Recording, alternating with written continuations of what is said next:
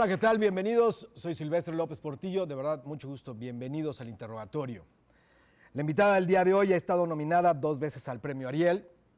Ha sido nominada al Emmy Internacional, ganadora de la Diosa de Plata. Ha sido también ganadora del Premio John Schwarzberg, que otorga la Universidad del Estado de Illinois al estudiante más destacado de su generación. Ahí, pónganse las pilas.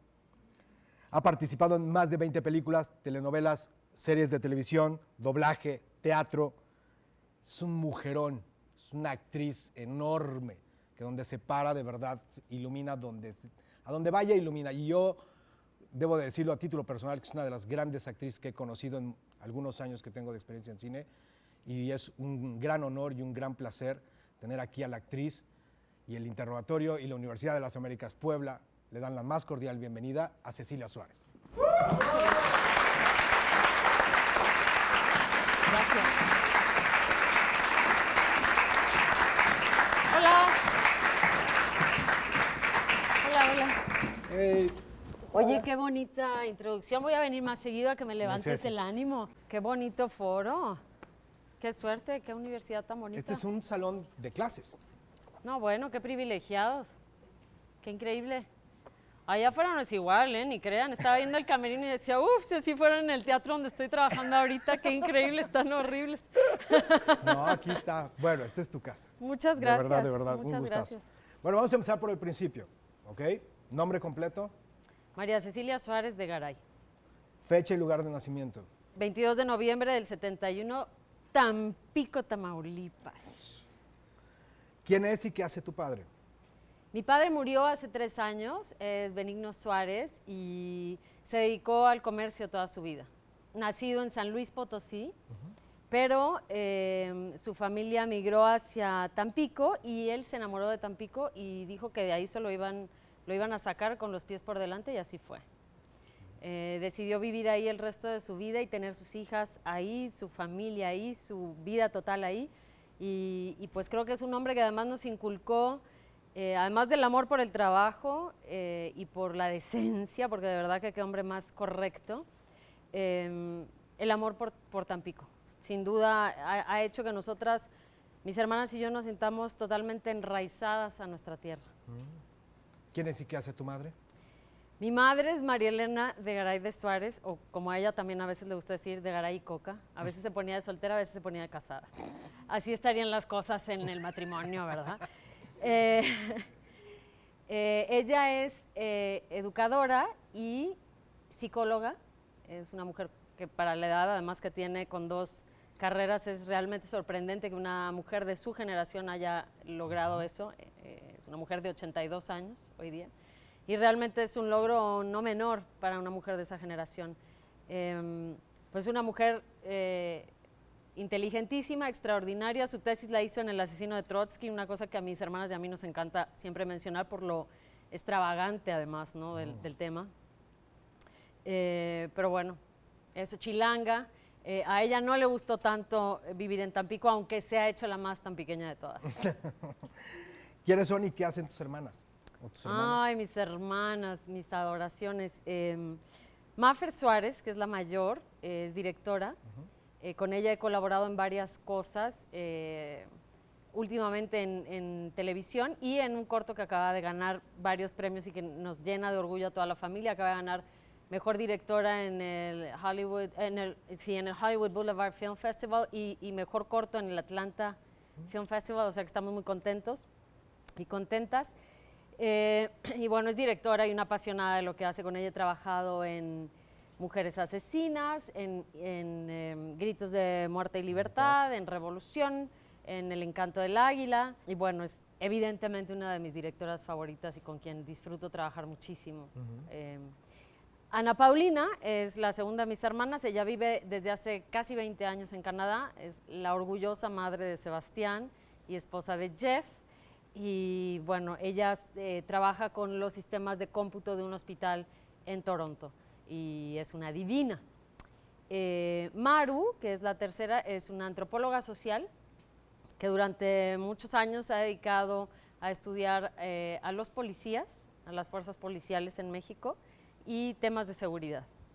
Entonces, Wow. como verás, sí, ella sigue un poco la vena de mi madre de estudiar cosas, digamos, poco comunes para lo que se entiende, ¿no? Como poco comunes para una mujer. Y ha sido muy exitosa en lo que hace también. Ceci, ¿cómo fue tu infancia? ¿Cómo fuiste en la primaria? Fui una niña muy callada al principio. Y después, poco a poco, fui como agarrando confianza y ya para la secundaria era un desastre. Era muy relajienta, ¿Y en la tímida. escuela y de estudiar? De estudiar y sobre todo de ser muy reservada, muy tímida. ¿Cómo fue tu secundaria? ¿Qué pasó en la secundaria? Me la pasé bomba. Yo estuve en la misma escuela, en Tampico, del kinder a la, Prepa. a la A secundaria. la secundaria. Ok. Entonces, las personas con las que yo crecí, que hoy día siguen siendo, por fortuna, mis amigos y mis amigas, las conozco desde los 4 años. Entonces, ya la secundaria era así de, ¿no? Ya todos nos llevábamos así. Y la verdad que fue muy divertido. Y los maestros y las maestras también eran personas con las que todos habíamos crecido. Entonces, también había un sentido de comunidad, y siendo Tampico un lugar pequeño, pues un sentido de comunidad y de confianza y de conocerse y de que conoces a los papás de todos, todos los papás conocen a tus papás. Realmente es entrañable un crecimiento así. ¿Cómo se vive en una casa de puras mujeres y un hombre del tamaño de tu papá? Mi papá era muy feliz, Supongo. Bueno. muy feliz, fue un hombre muy apapachado. A él le encantaba ser el papá de 4 niñas, siempre lo dijo. Y una vez que nació Maffer dijo que no quería tener hombres, que conoció a su primera hija, dijo, quiero puras hijas. Y se le concedió. Era, pues, chistoso, caótico, había gritos, o sea, es mucho estrógeno en un mismo lugar, ¿no? Pues sí, ¿no? Más bien. Pero también es divertido y es padre crecer con 4... ¿Mujeres? Sí, o sea, incluyendo a mi mamá, ¿no? O sea, sí, claro. Nunca te hizo falta un hermano, quien te defendiera, ya. No, y eso, fíjate qué bueno que lo mencionas, porque lo agradezco mucho de mi mamá, que nos decía, a ustedes nadie las va a defender, ustedes tienen que defenderse solas. Y creo que en la vida no hay nadie que te defienda. Y este concepto completamente erróneo de que el hombre te protege, de que el hombre te defiende, de que necesitas un hermano, un novio, un marido para sentirte segura, es realmente un mito. Y haber crecido con la noción de que tú eres quien te defiende, tú eres quien te protege, ha sido muy importante. ¿Cómo llegas a la preparatoria entonces? ¿Cómo fue tu preparatoria? La mayoría de los que nos graduamos de esa escuela nos fuimos a la misma prepa. Tampico es un lugar pequeño. Y la verdad que fue muy divertida también. Muy, muy divertida. Y además ahí se conjuntaban personas de otras escuelas. Entonces era todavía una chorcha como mayor. Más grande. ¿Ya desde ahí ya estabas en algo, en teatro o actividades? No, algo? Nada. tomé algún taller de teatro, pero en realidad yo no pensaba que iba a hacer eso. Yo por algún lado leí para entrar a la universidad que querías derecho. Sí, ¿Y? siempre pensé que iba a ser abogada. Ingenuamente pensaba que los juicios en México, ahora suceden así, han empezado a suceder así, eran orales, cosa que no sucedía, y cuando me enteré que no había juicios orales no me interesó más. Entonces lo que yo realmente quería era pararme ahí y que hubiera unas personas ahí sentadas y tirar un chorro. Pues sí. O sea, lo que acabé haciendo. ¿Cómo escoges qué estudiar y cómo escoges la universidad? Fue realmente una suerte y un azar. Yo todavía estaba decidiendo qué hacer, entre que si el derecho, que si no, que si esto, que si lo otro. Y una Navidad llegó un primo mío que estaba en Illinois y me dijo, ¿y qué vas a hacer? Le dije, creo que me faltaba un semestre para terminar la prepa. Y le dije, yo creo que me iré a México, pero todavía estoy decidiendo a qué. Y me dijo, ¿y por qué no te vienes un semestre a Illinois, un año a Illinois? Yo ya hablaba inglés y vi el plan de estudios y dije, bueno, pues un añito de teatro. Y Luz yo que iba a saber que iba a ir a dar a una facultad realmente extraordinaria Platícales dónde estudiaste. en la Universidad del Estado de Illinois. Y pues llegué un poco sin las aspiraciones a convertirme en actriz ni nada de eso, y conforme fue pasando el primer semestre dije, ¿qué es esto? Se me abrió todo un mundo. Y la facultad tenía realmente esa magia que tiene una buena facultad con buenos maestros y con buenos alumnos también. Y después de terminar el primer semestre dije, esto es lo que yo voy a hacer, y qué bendición haber caído aquí. Platícame de la compañía de teatro Stephen Wolf. Steppenwolf se fundó en Chicago, bueno, a las afueras de Chicago por gente muy joven, ellos tendrían 18 años. Gary Sinise la fundó y Gary Sinise se había salido de la escuela. Y lo que la unía o la relaciona con ISU, que es la universidad a la que yo fui, con la facultad de teatro ahí, es que la mayoría de los miembros de esa compañía son alumnos o personas que estuvieron dentro de la facultad y que no acabaron. John Malkovich no acabó la carrera de teatro, pero estudió ahí y Gary Sinise lo reclutó. Entonces la compañía y la facultad tenían un puente donde cada año hacían casting con la generación que se graduaba y se llevaban a un hombre, una mujer, a 2 hombres. Y el año en que yo me gradué fue la primera vez que se llevaron a 2 mujeres. Y éramos Pat Caldwell, una actriz que sigue trabajando, y yo. Pues fue una fortuna estar ahí, además en su 20º aniversario que tiraron la casa por la ventana, regresó Sam Shepard a dirigir, a reescribir y a dirigir Buried Child, una obra por la que él se ganó el Pulitzer.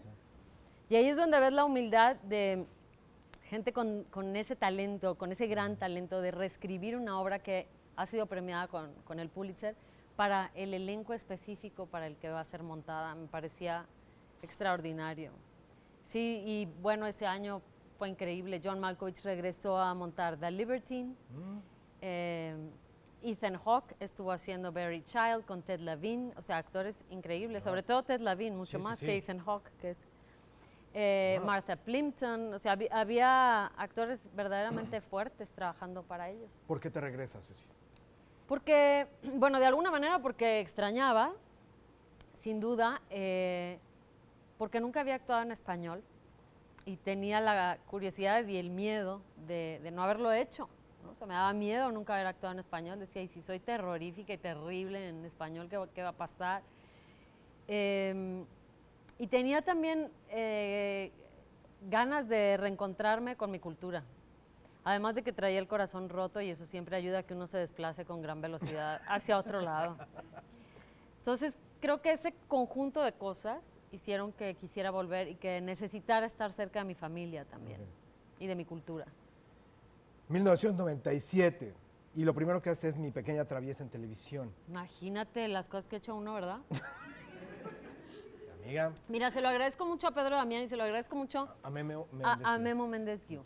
¿Por qué? Diles quién es Memo Méndez Guiú primero. Memo Méndez Guiú es un compositor y músico muy querido, muy querido, que tuve la suerte de conocer de manera realmente fortuita en un concierto de rock. Y que nos hicimos muy amigos, hasta el día de hoy somos muy amigos, nuestros hijos se llaman igual incluso. Y que al irnos conociendo me dijo, pero tú tienes que estar trabajando acá haciendo tele. Y yo le dije, bueno, es que no sé. Y me presentó a Pedro Damián y Pedro Damián me ofreció un papel, así sin más.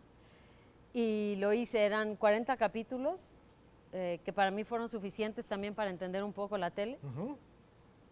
Y bueno, sin duda fue abrir una puerta que era completamente pendular a lo que había sido mi preparación como estudiante, sí. Era completamente diferente y distinto y se contraponía con todo lo que yo había estudiado. Así que creo que fue interesante en su momento y necesario también, ¿no? Era como un toque de realidad sobre lo que se hacía en tele en México. Y eso también me dejó claro que no era exactamente lo que yo quería hacer, ¿no? Para 1999 pasa algo, literalmente, que a nuestra generación le cambia todo. Y va a seguir siendo un ícono y va a seguir siendo una película que le cambió muchas vidas y cambió, yo puedo decir, el cine muchas veces. Y es Sexo, Pudor y Lágrimas. Incluso te ha tocado, bueno, hoy en la mañana platicamos con Manolo Caro, platicamos de Las Venas, y cómo se comparó Las Venas con Sexo, Pudor y Lágrimas y todo el rollo. Te toca Sexo, Pudor y Lágrimas. ¿Cómo llegaste a Sexo, Pudor y Lágrimas y al cine y con ese elenco y Toñito Serrano? Ay, sí. Por suerte. Yo siempre he creído en mi propia suerte. Ok. ¿Sí? La verdad que sí, creo que es importante creer siendo actor en tu propia suerte. ¿Pero te agarró la suerte chambeando? ¿Te agarró la Sí, no. Bien decía Ludwig Margules que no te va a agarrar si estás sentado, ¿eh? Exactamente. Tienes que chambearle, sí. Nada, hice casting con Claudia Becker. Literal. La queridísima Claudia Becker.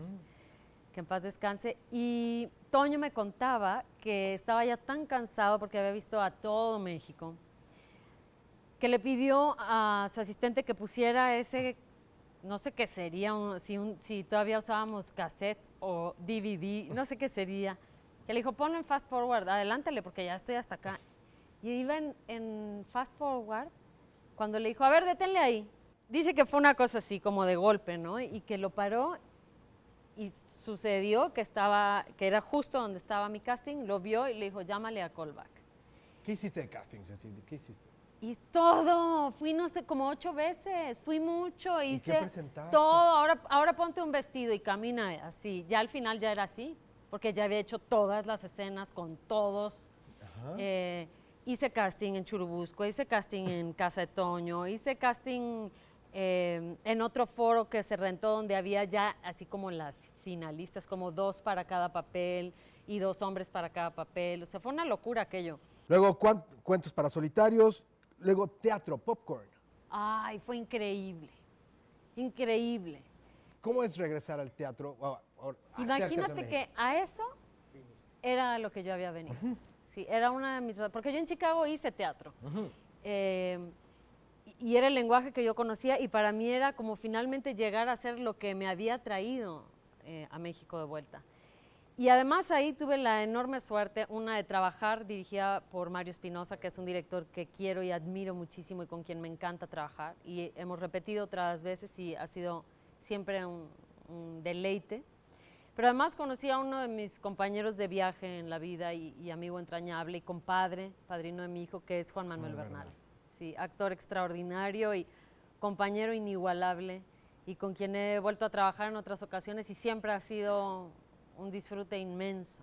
Todo el poder, Fernando Sariñana. ¿Cómo es trabajar con Fernando Sariñana? Todo el poder. Sí. Me acuerdo que una vez llegué a uno de los ensayos de Popcorn después de filmar y había un sillón y me tiran el sillón y me dice Juan Manuel después del ensayo me dice, viene Mario y me dice, y Mario siempre se agarra el bigote. Pero ¿qué culpa tengo yo de que haya ido a filmar? Porque llega y se echa en el sillón y yo estaba destrozada y tenía razón, pues nada, te levantas y ensayar, ¿no? Pero es esa edad en la que puedes hacer esas cosas. O sea, ir a filmar y después ir a ensayar, ahora ya no puedo. Ni quiero, es mucho. Pero ¿qué me habías preguntado? ¿Cómo fue regresar, filmar, trabajar con Fernando Sariñana? Exacto, con Fernando. Fue curioso porque además quedamos otra vez Demián y yo. Dieguito Luna. Y Dieguito Luna, es verdad. Es verdad, todavía era Dieguito Luna. Dieguito Luna. Era ¿Y Jimenita Sariñana? Jimenita, sí estaba súper Jimenita. Hacía de hija de Demián. Así es. Y pues fue una grata fortuna para mí que fuera Demián, porque de alguna u otra forma era alguien con quien yo ya venía de haber trabajado en Sexo, Poder y Lágrimas y ya había de cierto modo construido algo con él. Y entrar a esta película de la mano de él fue muy grato, ¿no? Por lo mismo.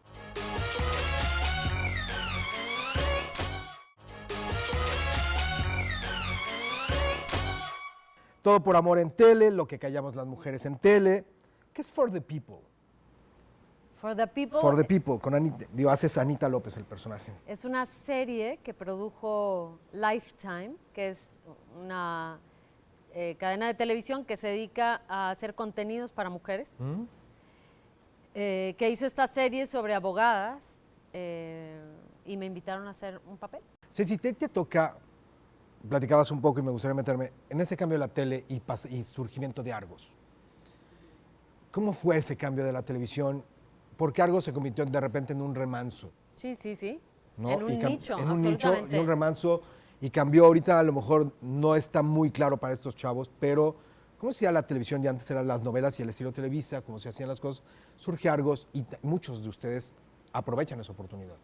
Además, la primera novela con la que Argos se lanza, que es Nada Personal, fue un hito porque era una novela política, donde se hablaba de más temas que sucedían en el país y si estaban grabando hoy, metían la noticia del día, la metían dentro de la escena que estaban haciendo, o sea, llegaban con escenas modificadas así de, no, así no es, esa está, y pasaban la escena y la grababan en ese instante para que saliera al día siguiente calientito, ya como fresco. estaba pasando en el país. 2004, Spanglish. ¿Cómo llegas a Spanglish? Yo venía de hacer la serie, For the People, estaba viviendo en Los Ángeles, porque, obviamente, por hacer la serie, y me llamaron a casting, También. estando allá. Y como venía de hacer la serie, eso siempre te da un empujón, ¿no? Ok. Aunque en realidad con Jim Brooks tampoco hay muchos empujones que digamos. O sea, él es un hombre que creo que nunca he visto castings más exhaustivos que los de ese señor, ni procesos de trabajo más exhaustivos que los de Jim Brooks. ¿En serio? Sí, todavía me sigo preguntando cómo llegábamos a la toma 70. Sí. O sea, ¿te tocó hacer una toma? Me tocó menos de las 70, vi cómo le tocaba, ¿A Paz? por ejemplo, a Paz Vega, sí, llegar a toma 70 y le decía, ¿cómo no te arrancaste los pelos? O sea, ¿cómo aguantas? ¿Pero cómo mantienes una comedia con una toma Pues 70? mira, además fue una cosa curiosa porque yo estaba, en realidad, ¿qué te gusta? Ahí 3 semanas era mi participación. Mi papel es pequeño. Sí, sí, sí. Y resulta que filmamos con Anne Bancroft, que iba a ser a la Que no es mamá. cualquier. No, una dama, una persona preciosa. Y que iba a ser a la mamá de Thea. De Tío de Leone. Thea Leoni. Filmamos toda esta parte del jardín, no sé si la recuerdas, que ¿La que estamos te pegas? todas sobre el, exacto, cuando entro y Te me pegas. estampo con la puerta, y estamos todas en una mesa, entonces era hacerlo en máster y luego cubrir cada una de las actrices y luego Jim cubrir lo que se le ocurriera. Entonces nos tardamos días. Finalmente lo terminamos, yo terminé de hacer la gran parte de mi trabajo y regresé a México por algo y me llaman y me dicen, Anne Bancroft se enfermó, se tuvo que contratar a otra actriz, que era Cloris Leachman, y tienes que regresar a hacer un reshoot. Y aquello duró 6 meses. Tommy Lee Jones, Los 3 entierros de Melquiades Estrada, perdón. Esa historia es bien bonita, esa ya la conoces, ¿no? Pero ellos, ¿no? Bueno, yo estaba en mi casa, tranquila, sin mucho que hacer, y me llama por teléfono Guillermo Arriaga. Y Memo me dice, ¿qué estás haciendo? Y yo, nada, Memo, ¿qué se te ofrece? Pues aquí en mi casa. ¿Saben quién es Guillermo Arriaga? Pues entonces me dice, es que Tommy Lee Jones dirigió esta película y al momento de estarla editando hay un personaje, el único que yo no aprobé, así me lo dijo, que no está pegando dentro de la edición y se necesitan hacer reshoots. Le digo yo, y bueno, y te hablo para ver si te interesa hacer el papel. Le digo, pues sí, claro, Memo, viniendo de ti es un gusto. ¿Por qué no me mandas el guión? Y me dice, no te confundas, esto es mañana. Le digo, ¿cómo? O sea, ¿no hay ni tiempo de leer el guión? Y me dice, no. Así deliberadamente. Y le digo, y entonces me dice, te la voy a contar, ¿tienes tiempo? Sí, ok. Se trata de, y me cuenta la película por teléfono. Sí, yo estaba un poco como ese que se está riendo, como tú, así. Decía yo, esto es rarísimo y me encanta más la historia, de verdad. Y me dice, entonces, terminando de contarme la historia, me dice, entonces, y le digo, no, bueno, Memo, pues, o sea, suena increíble y confiando en tu pluma, ¿no? Y en que tú estás respaldando este proyecto, te digo que sí. Bueno, mañana pasan por ti a tal hora y nos vamos a Querétaro. Ok, sale, bye. Y al día siguiente nos fuimos a hacerla.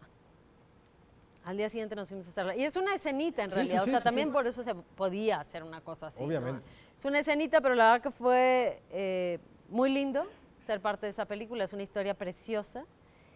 Y pues son esos azares del cine, ¿no? De cómo fuiste a dar ahí. La película... Palma de Oro. Ya sé, a Tommy Lee Jones. Y a Guillermo Arriaga. Sí. A Tommy Lee Jones y a Guillermo Arriaga les dio su Palma de Oro en Cannes y pues bueno, es una película preciosa. ¿Te avientas doblaje, Chicken Little? Que es una Ay, experiencia divina. Sí, lo máximo. Y ahora he hecho otra vez, después de Sí. muchos años, regresé a hacer El Principito, que en realidad tenía muchos deseos de regresar a hacer animación para que mi hijo pudiera ver un trabajo mío en cine. Ah, Sí, es que porque ¿qué además podría venía ver? yo haciendo unas cosas que no podía ver el niño, muy densas. Sí, muy densas y que tarda todavía un tiempo para que las pueda vea ver. y Sí, luego no, para no es que platicarlas. haya cosas que no deba de ver y eso, sino que son películas fuertes. Duras. Sí, No, tienes personajes muy duros. Sí, Estoy de entonces quería hacer algo que pudiera ver y además El Principito fue así como un regalazo. Solo Dios sabe, Un mundo maravilloso. ¿Cómo es trabajar con el perro Estrada? Ay, él es divino, él es divino. Eso es lo que Loco, mucha gente divino. dice, ¿Qué? que el perro es duro, ¿no? Pues conmigo siempre fue, creo que las únicas mujeres de ese elenco éramos María Rojo y yo, y quién más está. O sea, en realidad la que iba recurrentemente al set era yo, porque era la que estaba ahí junto con todos ellos, ¿no? Como el grupito Sí, sí, de sí. él. Y siempre, yo creo que necesitaba que llegaran mujeres, porque siempre que me veía venir me decía, mi reina, mi princesa, pero así con los brazos abiertos, y pues yo me sentía siempre muy bienvenida. Pero también creo que era una respuesta a que era un elenco completamente compuesto por hombres, cosa que el perro debe de cambiar. Bueno, no cambiar, porque yo quién soy para decirle que cambiar, pero siempre le digo, incluye más mujeres, incluye más mujeres. Pero Es una locura. es claro. un divino, es un divino. Y luego, yo debo de aceptar que dentro de toda tu filmografía es una de las películas que me has hecho llorar, que más me he quedado, que no he podido, que me ha dado más orgullo ver en Cannes, que me ha dado todo, y es Párpados Azules. Para mí, Párpados Azules no solo te merecías el Ariel, sino te mereces muchas cosas más. Es Muchas una gracias. película y una actuación impresionante. De verdad te lo digo. ¿Cómo entraste a Párpados Azules? Así, ¿cómo fue con Ernesto Contreras y hacer ese personaje que es fascinante? Él lo es. Chabela Cortázar, la directora de casting, me mandó el guión. Y cuando lo leí dije, ¿qué es esto?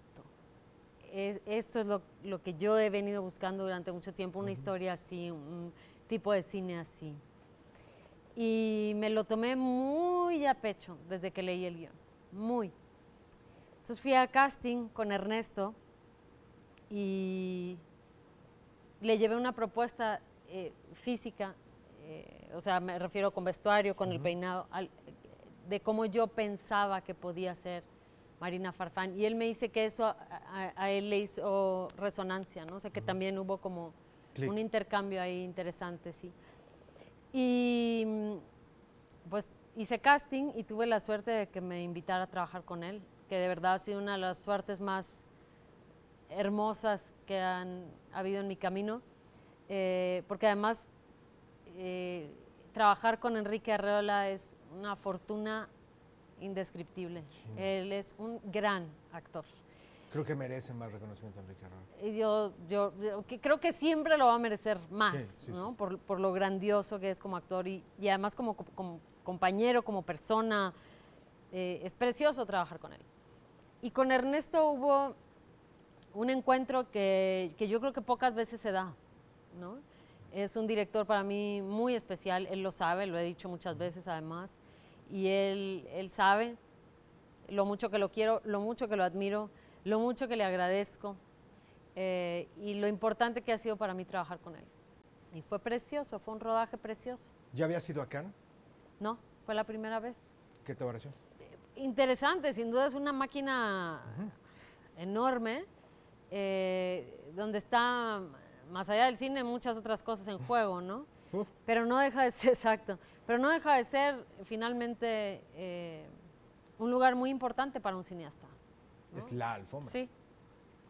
Y es bonito ver eso, es bonito ver que todo un cine se pone de pie cuando entra un director a que se exhiba su película. Y ese rito de Cannes es estremecedor, es precioso y El tráiler del mar es al infinito y luego va tu película. Es precioso. Es precioso y es precioso porque además no nada más es este rito donde todos se levantan y se aplaude el esfuerzo, el trabajo, el trabajo creativo, ¿no? lo que conlleva, sino que además se hace en un marco, para mí, de profundo respeto que se manifiesta en muchos niveles. Desde la elegancia con la que todos van vestidos, que me parece que habla de que el trabajo que hacemos es importante más allá de la frivolidad que puede ser el glamour y todo esto. Es un verdadero festejo. Al arte, es una fiesta al arte. Y se ve en todo detalle eso y es muy bonito. Después haces bastantes cosas.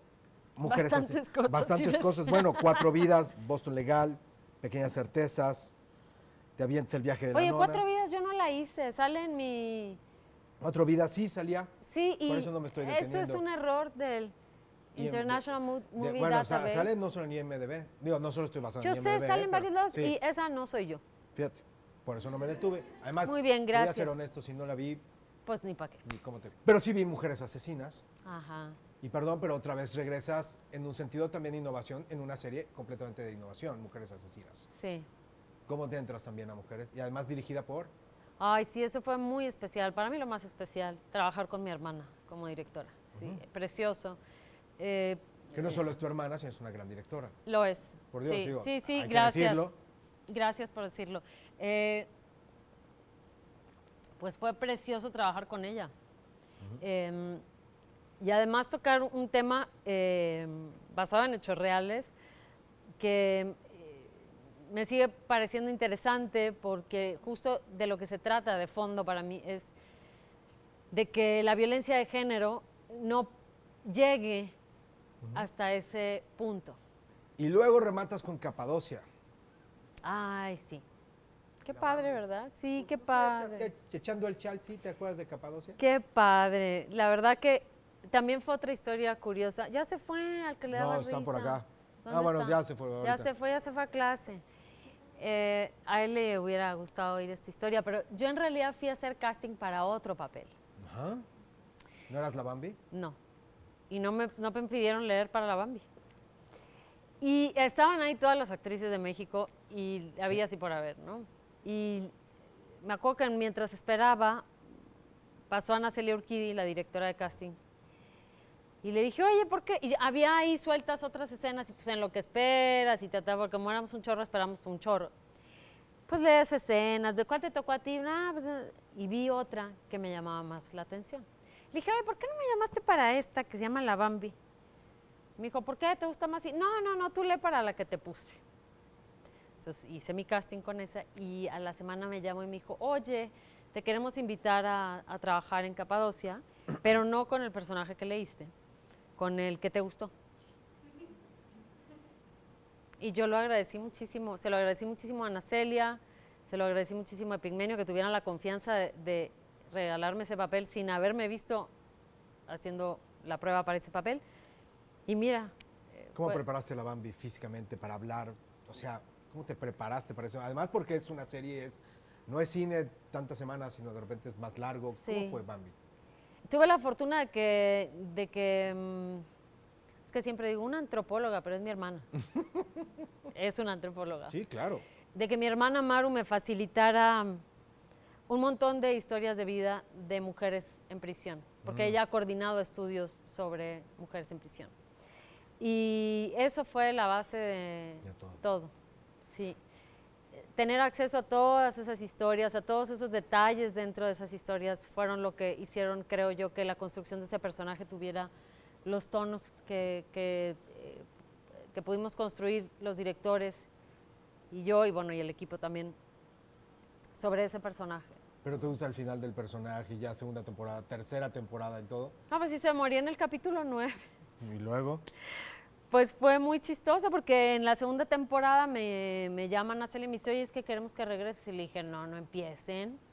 ¿Cómo así si ya está difunta? Pues sí, ya me morí. Ya está difunta la señora. Y me dijo, no, pues hay varias opciones para ver cómo regresas y queremos que regrese. O sea, yo me acuerdo que le dije, no, acuérdense que no me quieren ver a mí, quieren ver a la Bambi. No pierdan de vista ese detalle, por favor. Y bueno, la verdad es que yo me sentí muy honrada de que tanto Argos como HBO tuvieran la confianza de volverme a invitar. No, bueno, con y el un público riesgo. te pedía. Con un riesgo así de grande, porque es riesgoso volver. ¿De la ultratumba, sí? Pues sí, del más allá. Pues sí, sí, del borrador, o sea, por Dios, no manches. Luego haces Medium con Patricia Arquette. Ay, lo máximo, Patricia Arquette, lo máximo. Esa es otra institución. Bueno, y después con Boyhood volvió a hacer un alboroto. Lo máximo, pero que más que mujer más sensible, más talentosa, más inteligente, más sencilla. Ella fue la que empezó con todo lo del salario. I know.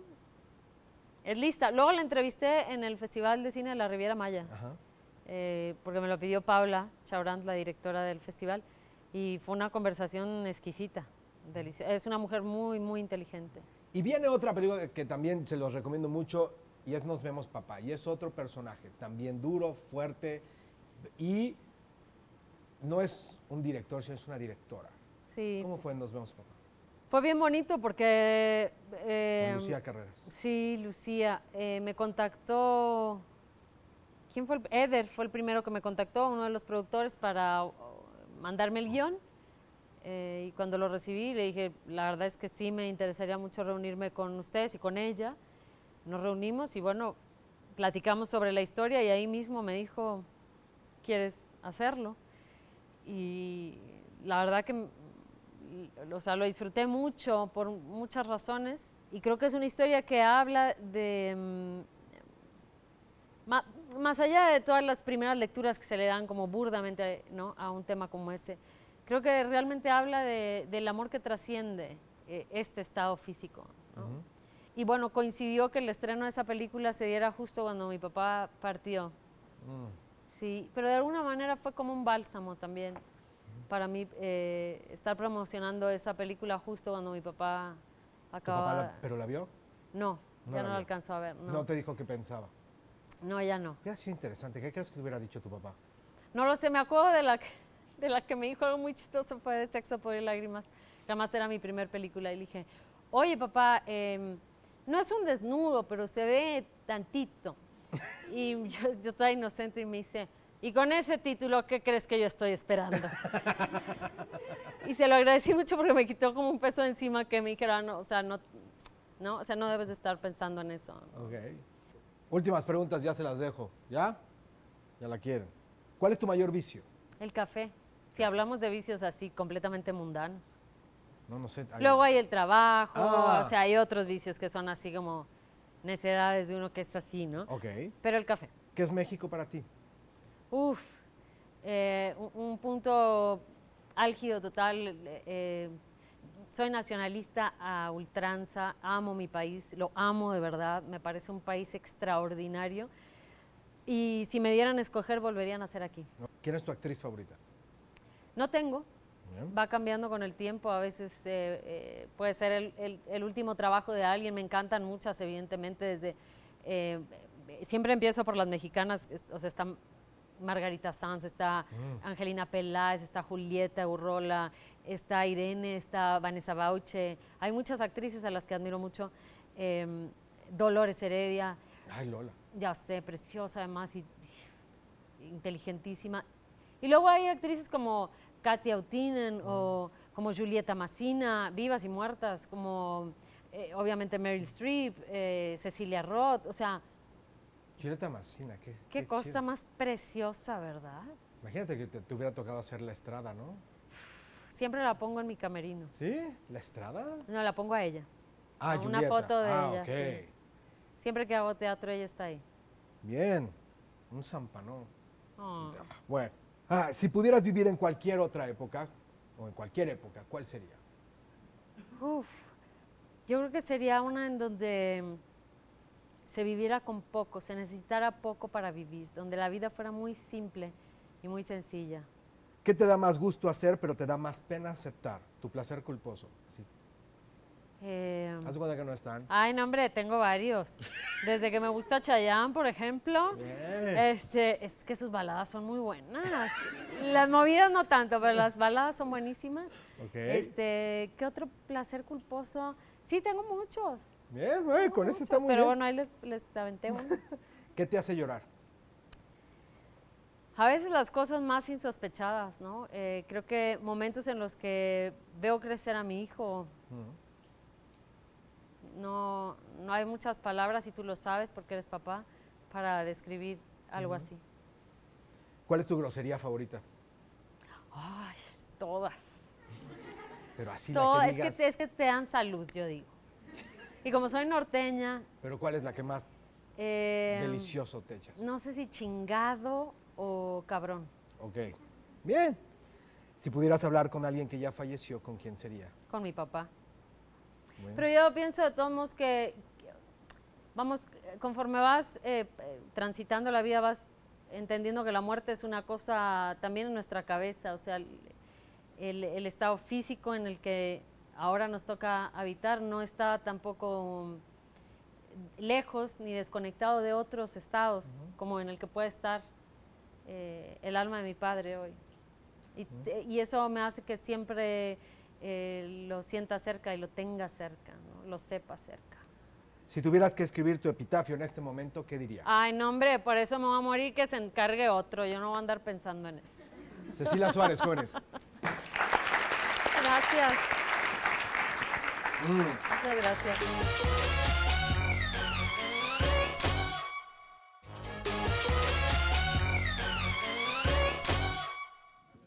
Hola, soy Dani y estudio Historia del Arte y Curaduría y es un placer tenerte aquí en la escuela.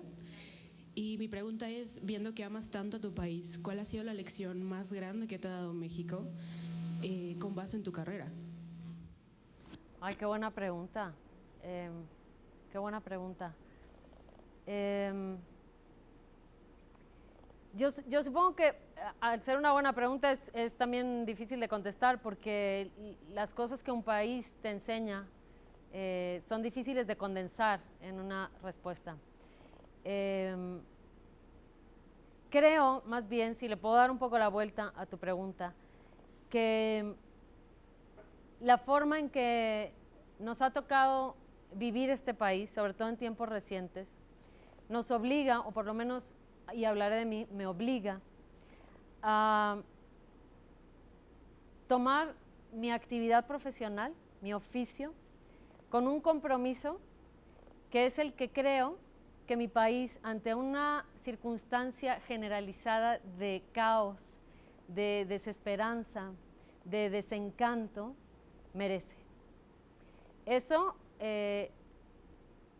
me obliga a esforzarme cada vez más, a hacer lo que hago con un compromiso total, a disfrutar lo que hago porque siento que la alegría es algo que tenemos que practicar todos los días.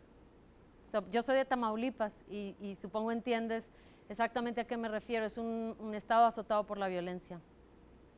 Y en ese sentido creo que la alegría, comprometernos con la alegría, con el trabajo duro, con la esperanza, con entender exactamente que a través de lo que hacemos también hablamos y tenemos una voz importante y tener la atención bien clara puesta sobre lo que queremos decir, es lo que a mí mi país me ha enseñado. Gracias. Gracias.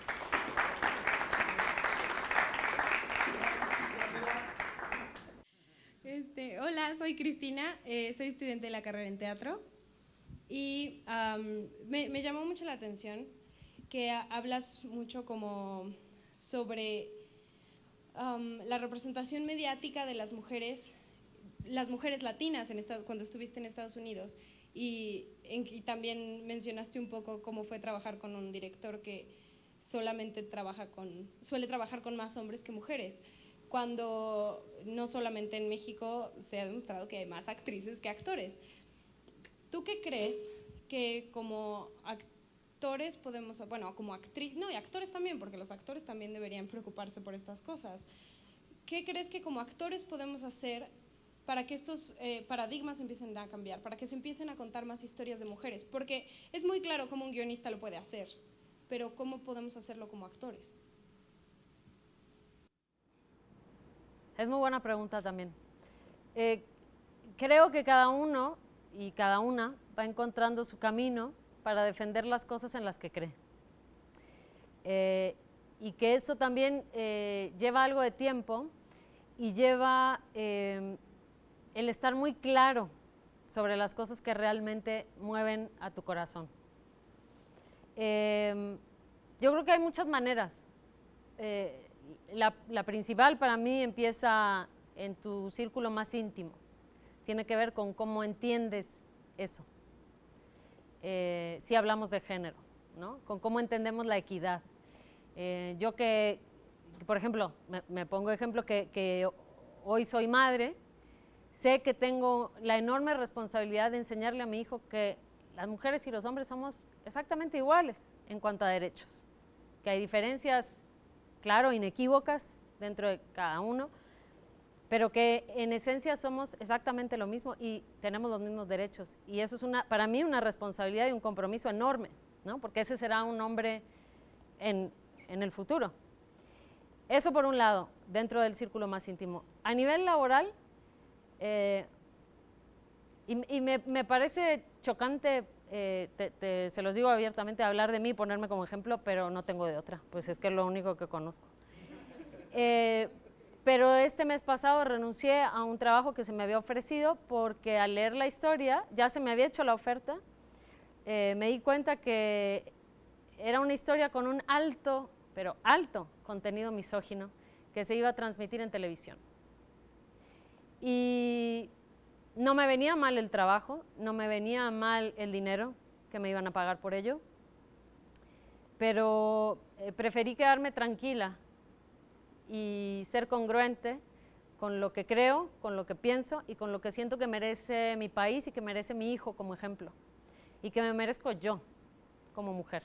No quiero contar esas historias, estoy cansada de ver mujeres violentadas, violadas, golpeadas, maltratadas. No lo quiero ver en la ficción porque no lo quiero ver en la realidad. Y si eso implica que en la ficción yo rechace trabajo, lo voy a seguir rechazando. Muchas gracias. Gracias a ti.